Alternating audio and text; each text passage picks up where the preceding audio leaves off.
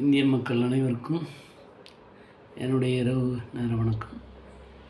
சமீபமாக இப்போ ஹைதராபாத்தில் புஷ்பா 2 என்ற திரைப்படம் வெளியிடப்பட்டது.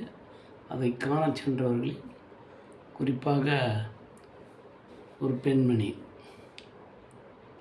கூட்ட நெரிசலில் சிக்கி உயிரிழந்தார் என்றது எல்லாருக்கும் தெரியும். டிவிலையும் காமிச்சாங்க. அது கிட்டத்தட்ட ஒரு வாரம் ஆயிடுச்சு.